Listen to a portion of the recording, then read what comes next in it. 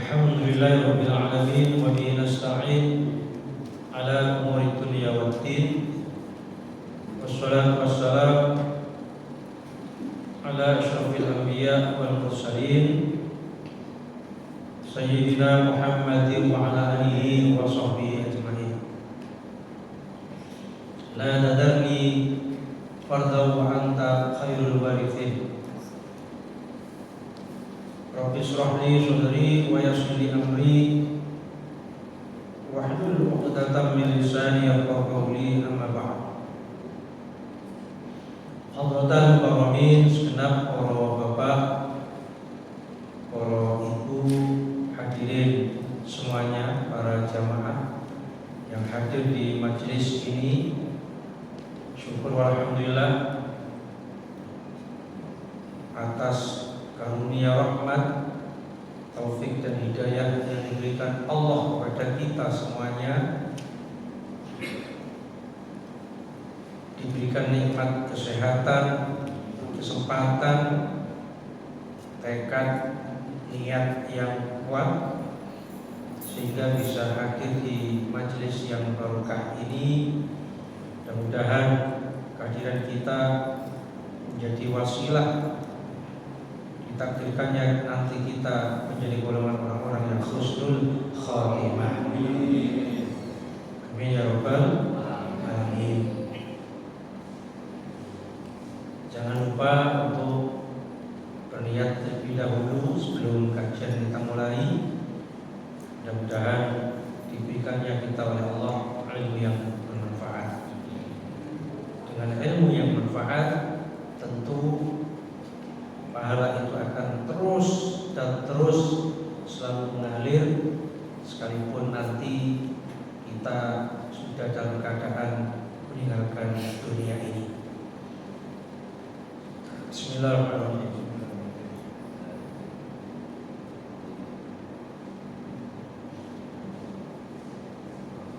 Mari selanjutnya kita buka halaman 203. Lanjutan kemarin ya, 203 pengajian ke-65 surat Al-Hasyr ayat 18-19. A'udzubillahi minasyaitonir rajim. Bismillahirrahmanirrahim. Ya ayyuhalladzina amanu taqullaha wal tanzur nafsum ma qaddamat lighad wattaqullaha innallaha khabirum bima ta'malun wa la takunu kalladzina nasullaha fa ansahum anfusahum ulaika humul fasiqun. Ya ayyuhalladzina amanu, wahai orang-orang yang beriman, ittaqullaha, bertakwalah kalian kepada Allah.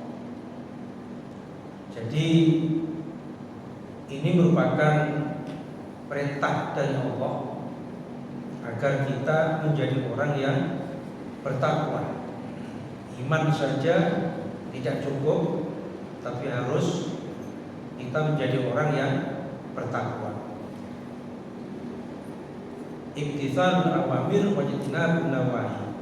Ketakwaan itu mengandung dua unsur: menjalankan perintah Allah, yang kedua menjauhkan larangan Allah. Wal tanzur, dan hendaknya kalian itu memperhatikan nafsun, diri kalian,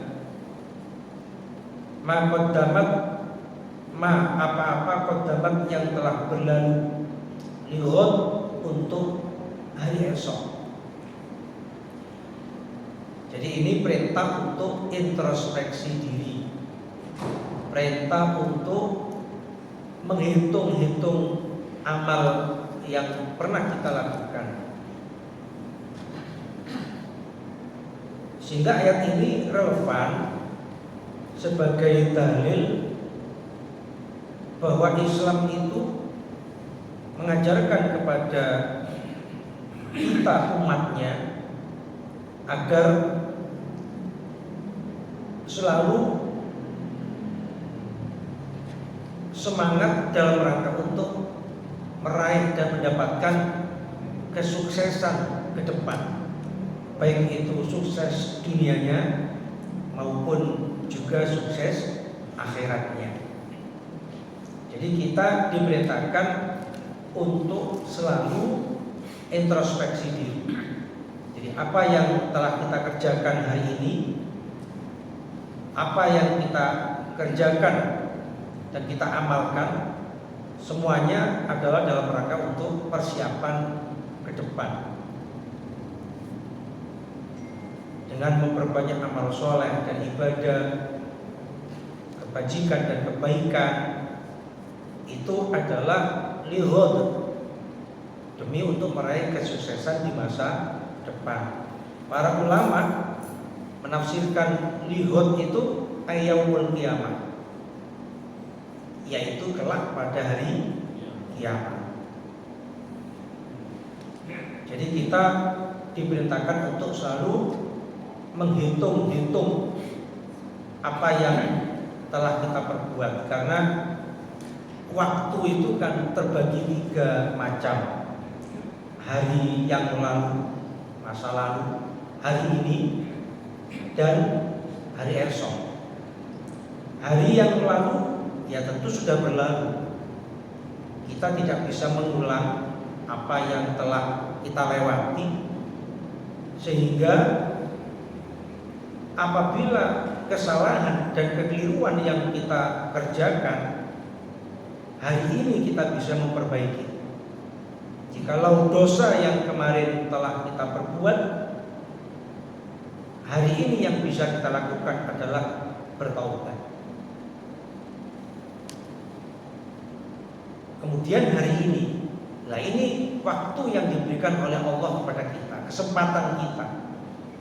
Hari ini adalah hari di mana kita bisa berusaha, bisa memperbaiki diri, bisa bertobat, bisa menambah kebaikan, amal soleh. Lalu kemudian hari esok. Nah, esok itu belum sampai kita kepadanya, karena itu wilayah Allah. Hari ini wilayah kita yang diberikan oleh Allah kepada kita, sehingga di Al-Quran ditegaskan oleh Allah di surat Al-Asr itu, wal asri innal insana lafi khusr. Demi waktu, hingga Allah itu bersumpah, innal insana lafi khusr, sesungguhnya manusia itu dalam keadaan rugi, dalam diliputi kerugian. Illal ladzina amanu, kecuali bagi mereka yang beriman kepada Allah, wa amilus sholihat, dan digunakannya hari ini untuk amal soleh, digunakan untuk amal kebajikan. Lalu kemudian watawasau bil haqqi, saling menasihati, saling memberikan mengingatkan, seperti kajian pada hari ini, ngaji pada momentum saat ini. Watawasau bis sabri, dan senantiasa berlomba untuk melakukan kesabaran. Itu namanya nafsu ma qaddamat lillah. Wattaqullah. Nah, Allah menggunakan 2 kalimat ittaqullah. Jadi pertama sudah, lalu setelah kalimat introspeksi diulang kembali, wattaqullah. Itu artinya bahwa Allah di kalimat ini memberikan sebuah penekanan, begitu sangat-sangat pentingnya ketakwaan itu harus kita jalani, kita lakukan. Jadi begitu sangat pentingnya ketakwaan kepada Allah Innallaha khabirun bima ta'malun, sesungguhnya Allah itu maha teliti bima ta'malun, apa-apa yang kalian lakukan. Jadi semua perbuatan kita, apakah itu baik, apakah itu juga buruk, semuanya tidak lepas dari pengadilan Allah. Makanya kita itu nanti akan dihisab, ya, akan dihisab.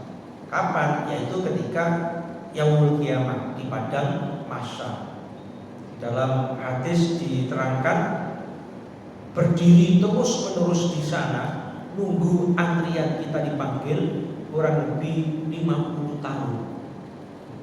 Kita antri seharian saja rasanya capek dan putus asa. Nah, ini 50 tahun nunggu panggilan untuk diadili dosa-dosa dan ibadah kita. Makanya ada 5 golongan dalam hisab nanti pada yaumul qiyamah itu. Pertama, orang akan dihisab pada hari kiamat. Ya tentu di antara kita ada dosa, juga ada amal. Nah, ketika dihisab itu banyak ibadahnya daripada dosanya. Kita manusia ini kan tidak lepas dari dosa kan? Tapi amalnya lebih banyak. Maka dosa itu diampuni oleh Allah, lalu kemudian diberikan rahmat, dimasukkan surga oleh Allah. Itu golongan yang pertama. Nah, golongan yang kedua, ketika dihisab itu ternyata dosanya lebih banyak daripada amalnya. Dosanya lebih banyak daripada ibadahnya. Tapi orang ini punya amal-amal keistimewaan yang mengkontrol amal kebaikan yang kecil itu menjadi besar, yang ringan itu menjadi berat. Contoh ngaji seperti ini. Jadi kalau kita istiqomah mengikuti pengajian seperti ini termasuk salah satu amal yang menjadikan amal kita itu nanti dihisabnya akan menyelamatkan kita, sehingga dosa-dosa itu diampuni oleh Allah. Termasuk juga orang yang suka memaafkan kesalahan orang lain. Jadi orang yang suka memaafkan kesalahan orang lain, atau orang yang memutihkan hutangnya pada orang. Jadi misalnya orang itu hutang kepada kita karena kita melihat dia dalam keadaan kepepet dan sepertinya keadaannya tidak bisa nyaur, ya, lalu kita halalkan supaya tak usah nyaur lah. Itu adalah termasuk amal yang nanti akan mengatrol pahala yang ringan menjadi berat, pahala yang kecil menjadi besar, sehingga dosa-dosanya itu diampuni oleh Allah. Kan nggak mudah sih ya, memutihkan atau menghalalkan uang kita di orang lain. Ya memang saat ini amanah itu kan agaknya hilang di tengah masyarakat kita. Akhirnya yang terjadi itu maraknya pinjam meminjam dengan riba, ya. Yang perbankan lah, yang pegadaian lah, yang sekarang masyarakat kecil itu setiap hari saya dengar kanggo nyaur mekar gitu ya, utang piutang di masyarakat mekar. Jadi pinjem di tengah masyarakat itu konon sih katanya uang negara ya, dipinjam-pinjamkan ke masyarakat, tapi ya ada bunganya ya. Mengapa? Ya karena hilangnya amanah. Kalau misalnya di antara kita itu amanah, pinjam meminjam misalnya, amanah, itu akan mudah kita, mudah. Contoh misalnya kita pinjam seseorang uang 1 juta lah, janji tanggal 1 kita akan nyaur, sebelum tanggal 1 atau ketika tanggal 1 kita membayar. Apalagi kemudian datang itu sambil nenteng oleh-oleh gitu ya, atau hadiah, tapi di luar akad. Kalau akad kan tidak boleh riba. 1 juta ya bayar 1 juta, tapi di luar akad. Begitu nyaur, ini uang jenengan saya kembalikan, ini gedang sak cengkeh kanggo sampean, iki roti sebungkus untuk sampean, atau ada penambahan, ini rokok kanggo sampean, macam-macam lah. Saya yakin orang yang akan meminjamkan itu bertanya, nggak minjam lagi kita sampean, karena ada sebuah kepercayaan, ada amanah. Asal nggak dibuat modus. Nah, orang sekarang kadang modus ya, untuk pinjam lebih besar, hari ini tepat waktu, 1 juta dikira 1 juta, hari tanggal 1 tanggal 1. Lalu kemudian kapan hari datang lagi, saya mau minjem lagi, berapa? 2 juta. Ada nomai 2 juta Melayu, gak nyaur. Akhirnya teman menjadi musuh, saudara menjadi jauh, cemberat, cemberut, mesa, mengas, melengos, ya. Disapa nggak mau, karena persoalan utang akhirnya menjadi berjauhan sesama saudara, tetangga dan sebagainya. Ya karena nggak amanah. Masalah waris juga begitu, sering gegeran antara saudara satu dengan yang lain, karena ya nggak amanah. Seharusnya itu menyelesaikan masalah, malah menambah masalah. Akhirnya sekarang saya yakin kalau panjenengan itu diutangi uang, ya pasti ada lah uang. Tapi seringkali keberatan. Ya persoalannya tadi akhirnya dikebiahui ya, 1-2 orang bermasalah, akhirnya semua dianggap masalah. Gak percaya mana. Akhirnya dari utangan ke ono, akhirnya utang memekar, utang di tempat-tempat rentenir, bank-bank dan sebagainya. Akhirnya benar sebagaimana Rasul, beliau memprediksi bahwa akhir zaman itu riba itu bagaikan debu yang sulit terhindar dan menghindari debu itu. Wah, kalau begitu kan repot kita. Jadi hisab yang menjadikan ringan menjadi berat, yang menjadikan kecil menjadi besar, termasuk membebaskan utang orang atau ngutangi orang, ya. Dan yang ketiga adalah hisab itu ya hisab berat, namanya munakosah, ya. Munakosah seperti orang ujian skripsi gitu ya. Jadi diuji beneran. Karena apa? Dosanya begitu banyak, dan ketika mati dalam keadaan su'ul khotimah, tidak dalam keadaan belum bertobat. Yang berzina masih jalan zinanya, yang minuman keras lanjut minuman kerasnya, yang narkoba masih bergelimang narkoba, dan begitu seterusnya mati.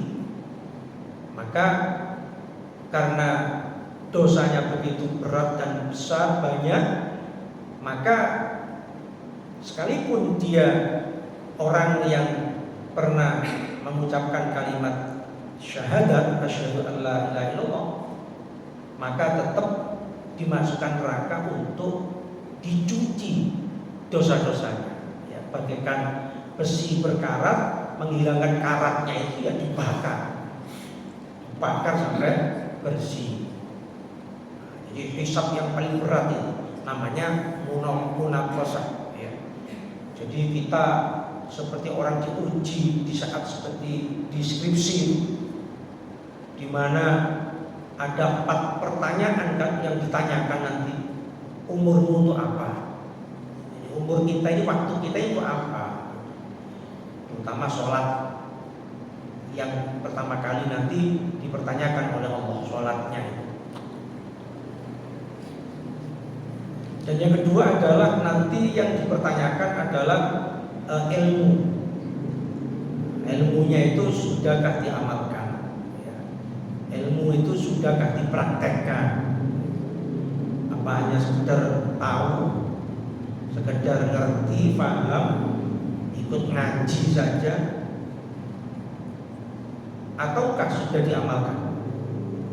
Yang ketiga adalah harta. Tanya dari mana sumbernya, halalkah, haramkah, terus diperuntukkan apa? Dan yang terakhir, kesehatan tubuh kita. Jadi tubuh kita, kesehatan kita ini dihabiskan untuk apa? 4 perkara itu pasti akan dipertanyakan nanti pada yaumul hisab. Bagaimana orang kafir? Para ulama berbeda pendapat. Kalau orang kafir itu langsung dilempar ke neraka, terus KAT, hisab-hisaban. Tapi ada sebagian ulama yang berpendapat masih ada hisab, hanya formalitas saja, tapi pasti ke neraka. Tapi yang ijma itu orang-orang kafir itu ya langsung ke neraka. Ngapain dihisab kalau amal yang dilakukan di dunia itu sia-sia? Fala yuqbala minhum. Semua kebaikan orang kafir itu tidak akan diterima oleh Allah, sia-sia. Sehingga karena sia-sia, ngapain dihisab? Ngapain diperhitungkan? Lalu ada golongan yang VIP, ya. Golongan VIP ini yang istimewa, ya, bighairi hisab. Insya Allah tanpa ada perhitungan amal nanti. Jadi di alam mahsyar itu nggak mengalami seperti hisab oleh yang lain. Jadi langsung ke surga. Disebutkan oleh Nabi di antara mereka yang mendapat fasilitas langsung tanpa hisab itu salah satunya adalah mengerjakan sholat fardu dengan berjamaah. Orang-orang yang ahli jamaah itu langsung yang VIP itu ya, langsung nanti ke masuk surga tanpa hisab. Para rasul, para nabi, orang-orang asyidiyun, mereka itu, bahkan nabi pun sudah menyebutkan seperti Abu Bakar, Umar, Utsman, Ali, itu kan semuanya ahli surga. Ya. Makanya mereka itu termasuk adalah orang-orang yang di dalam sholatnya menjaga waktu. Nah, orang sholat jamaah itu pasti menjaga waktu kan. Jadi sholat jamaah itu minimal 2 orang, ya, minimal 2 orang. 2 orang 27, 10 orang 27, 1000 orang ya 27. Jadi sedikit banyak tetap ya 27. Itu keistimewaan sholat berjamaah. Andai kata salah satunya ada yang gak khusyuk, yang satu yang khusyuk diterima semuanya. Lah cuma bonusnya itu yang banyak. Contoh misalnya soft yang di awal sholat jamaah, yang soft di awal itu pahalanya lebih besar daripada yang di soft kedua. Begitu juga yang di soft ketiga, yang keempat. Innallaha wa malaikatahu yusholluna fi shaffil awal. Kalau di Al-Qur'an itu disebutkan innallaha wa malaikatahu yusholluna 'alan nabi, sesungguhnya Allah dan malaikatnya itu bersolawat kepada Nabi Muhammad. Bukan hanya kepada Nabi Allah bersolawat, bukan hanya kepada Nabi Muhammad malaikat itu bersolawat, tapi juga bersolawat untuk orang-orang yang mengerjakan sholat berjamaah. Semakin softnya di awal, sholawat yang diberikan Allah dan malaikatnya itu semakin besar. Jadi andai kata misalnya kalau di soft awal itu 1000 gitu ya, yang di belakangnya 900, yang ketiga 800, kalau yang keempat 700, begitu seterusnya. Semakin softnya di depan, itu Allah memberikan sholawatnya semakin besar. Apa maksud sholawat di situ? Rahmat. Jadi semakin banyak rahmatnya. Ya sama dengan ngaji ini, yang di depan sendiri pahalanya semakin lebih besar daripada yang nyender, kan itu. Yang nyender kan fasilitasnya enak, gegere, gak limu kan itu. Lah sing di depan ini kan bongkok ya, sesuai kan. Jadi pahalanya ya beda lah dengan si nyender. Nyender selonjor bisa, sampai ngantuk ya beda. Jadi tapi ngajinya pahalanya ya tetap, bonusnya yang berbeda-beda. Masbuk dengan yang sholat mulai awal takbiratul ihramnya beda. Allah menyuruh malaikat untuk memohonkan ampun. Coba malaikat mendoakan agar dosa-dosa orang yang sholat mulai takbiratul ihram awal antara imam makmum dimohonkan ampun dosanya. Oleh Allah pasti akan diampuni. Itu yang nututi rakaat pertama saja, yang masbuk nggak dapat bonus seperti itu ya. Tapi kan mendingan, masih banyak bonus ya, bonus soft, itikaf macam-macam lah, mendingan daripada sholat sendirian di rumah nggak ada bonusnya sama sekali. Itu pun pemotongan besar-besaran dari 27 jadi cuma 1. Itu pun kalau khusyuk, itu pun kalau tumanina, itu pun kalau bacaannya benar. Kalau enggak, pemotongan lagi. La sholata, enggak dianggap sholat, kan begitu. Naudzubillah. Makanya balasan Allah itu begitu luar biasa. Sampai-sampai orang yang ahli sholat jamaah itu nanti enggak pakai hisab. 50 tahun loh Pak. Wah, 50 tahun berdiri antrian dalam keadaan matahari hampir di atas kepala kita, berkeringat bukan air tapi darah. Bayangkan 50 tahun kita antrian seminggu ngadeg mulai ya rasanya semakut Pak. 50 tahun. Nah, orang yang ahli sholat jamaah gak pakai antri kan? Artinya apa? Kan ada pepatah itu ya, berakit-rakit dahulu, bersenang-senang kemudian. Gak apa-apa lah, sholat jamaah, sholat ke masjid, sholat ke musola, mau kemana, pokoknya jamaah, bersulit-sulit dulu, tapi kan bersenang-senang kemudian nanti. Gak apa-apa di dunia kita bersusah-susah, bersedih-sedih, berpayah-payah, tapi kelak di akhirat kan wayai wong antri kita gak antri. Wayai wong sorok berkeringat darah kita enggak. Wala takunu kalladzina, ojo ono sapa sira kabeh iku kalladzina kaya wong-wong nasullah yang melupakan Allah. Di ayat ini kan diterangkan begitu. Janganlah kalian itu bagaikan orang yang melupakan Allah.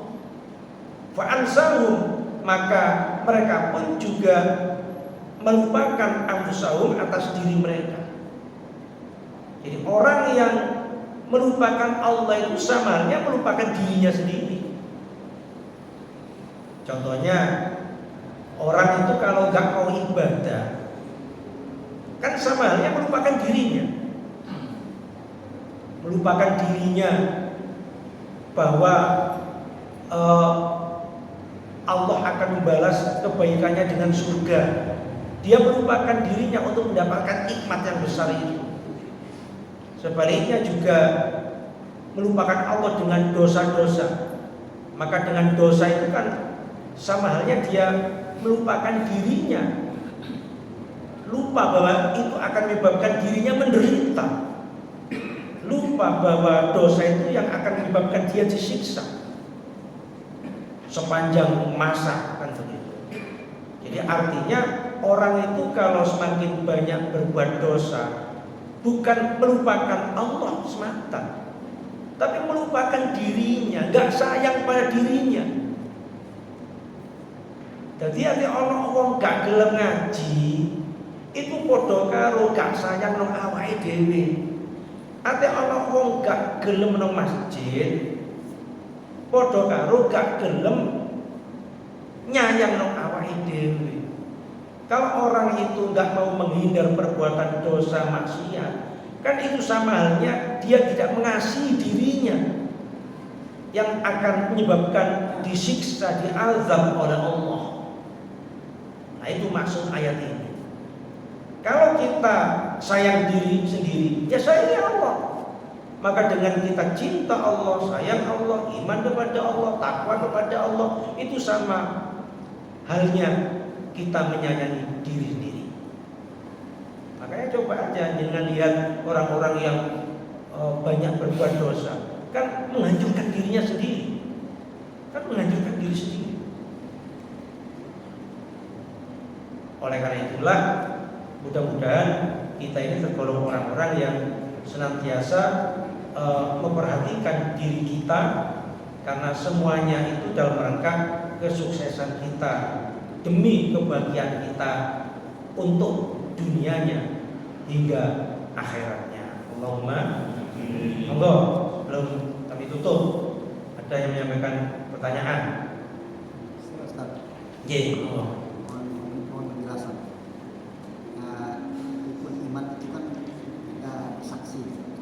itu pertama.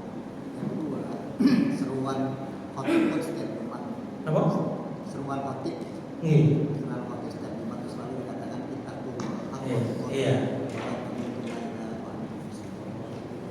Lalu di paragraf kedua kita setelah takbiratul ihram itu juga mengatakan inna sholati nusuki wa mahyayi. Apa? Takbiratul ihram paragraf kedua. Oh iya. Jadi tiga hal itu kaitannya dengan surat Al-Asr ini, penjelasan lebih lanjut ini. Itu yang pertama. Yang kedua, apakah seseorang yang sudah bersaksi itu kan berarti sudah beriman? Iya. Tapi di sini dituntut untuk melaksanakan perintah dan larangannya. Apakah yang sudah beriman lalu tidak melaksanakan misalkan? Itu apakah disebut hal masuk fasik? Iya. Terima kasih Pak. Jadi sesungguhnya setiap manusia itu ketika di alam rahim, di alam roh ya, itu semuanya sudah bersaksi di hadapan Allah untuk beriman. Di mana dalam Al-Quran disebutkan di mana ketika mereka ditanya oleh Allah, qalu bala syahidun, iya kami bersaksi bahwa engkau adalah Tuhan kami yang esa. Berarti manusia itu pada hakikatnya adalah fitrah, suci, beriman kepada Allah semuanya. Persoalannya adalah ketika terlahir di muka bumi, fa'abawahu, kedua orang tuanya, lingkungannya yang mempengaruhi, yang semula di alam roh beriman menjadi tidak beriman. Tergantung orang tuanya lah. fa'abawahu yuhawidani, yang menyebabkan mereka Yahudi, au yunassirani, yang menyebabkan mereka Nasrani, Kristen, au yumajjisani, yang menyebabkan mereka menyembah api, menyembah berhala, syirik, kufur dan lain sebagainya. Maka disitulah tugas kita untuk mengajak mereka kembali di jalan keimanan itu. Sehingga mengapa ketika khotib menyampaikan khutbah itu selalu yang diwasiatkan ya takwa itu, supaya tidak lupa, ya, supaya tidak lupa itu. Makanya tugas kita kan tabligh, menyampaikan kebenaran itu tentang Islam kepada mereka-mereka. Jadi bukan memusuhi orang kafir. Ngapain kita memusuhi? Lalu malah justru kita mengajak menuju ridho Allah sama-sama dengan kita. Makanya disebutkan di surat Al-Asr itu, wal asri innal insana lafi khusrin, manusia itu dalam keadaan rugi illa ladzina amanu, kecuali yang beriman. Iman yang istiqomah sampai ajal menjemput, kan begitu. Yang disebut di situ husnul khotimah. Lah, bersaksi saja ya tidak cukup. Karena di ayat itu kan disebutkan wa amilus sholihat, harus beramal soleh. Lah, hubungannya dengan ayat ini ittaqullah tadi itu. Ittaqullah. Makanya iman itu digambarkan Nabi seperti orang telanjang. Ya artinya masih malu lah ya, masih polos, masih terlihat aurat-auratnya. Baru dikatakan berbusana yang rapi, indah kalau dibungkus dengan ketakwaan. Nah, dengan iman takwa itu lahir budi pekerti, amal soleh, wa amil sholihat tadi itu, wa tawasau bil haqqi, wa tawasau bis sabr itu. Makanya apa sih definisi iman kan? Iman itu qaulun bil lisan, dinyatakan dengan lesan. Saya iman, ya kan lesan kamu. Wa tasdiq, yakin, iya yakin. Wa taqrirun bil amal, dibuktikan dengan amal. Nah, pembuktian itulah yang disebut takwa itu, amal soleh itu. Makanya nggak cukup hanya pengakuan saya iman. Gitu. Lalu kemudian inna sholati wa nusuki, ya memang kita berikrar kepada Allah bahwa sholat kita, hidup mati kita, bahkan ibadah kita ini adalah semata untuk Allah, bukan untuk ujian, bukan untuk penghormatan, penghargaan, bukan untuk cari dunia. Kan ada orang itu ikut toriko. Kenapa ikut toriko? Biar kaya. Nah itu namanya bukan inna sholati wa nusuki. Kenapa kok puasa pati geni biar sakti? Ya berarti kan tujuannya bukan inna sholati wa nusuki. Nah makanya kalau kita ingin sesuai ikrar kita bahwa kita ibadah ini ya semata untuk Allah, bukan untuk dunia, bukan untuk dunia. Nah, kalau selama ini ada kekeliruan, nah disitulah pentingnya ayat ini. Wal tanzur nafsum ma qaddamat liwaqti, introspeksi diri lagi. Ngoten nggih? Monggo Ustaz. Nggih. Salam. Volume Ustaz. Ah iya. Gowo dhewe kaya iki. Saya tanyakannya gitu, katanya yang habis Quran itu kan dapat privilege masuk surga tanpa hisab. Ini tadi ada pertanyaan, jika habis Quran ini tidak menjaga sholat berjamaah, apakah tetap dapat keistimewaan masuk surga tanpa hisab? Karena beberapa kasus saya tahu bahwa ada habis Quran pilih sholat lupa atau sholat sendiri daripada sholat berjamaah. Gimana? Seorang yang habis Quran itu kan Sholat jamaah. Seorang habis Quran Apa? Apa Quran? Oh iya iya. kan dapat keistimewaan masuk surga. Iya iya. Nah ini tapi kalau misalkan dia tidak menjaga sholat berjamaah di masjid, apakah tetap bisa dapat keistimewaan masuk surga tanpa hisab? Iya iya. Ini mungkin sebabnya itu berhadapan dengan habis Qurannya dia bisa masuk ke surga tanpa hisab meskipun sholatnya lupa sholat sendiri. Iya betul Ustaz. Di dalam Islam itu ibadah itu kan ada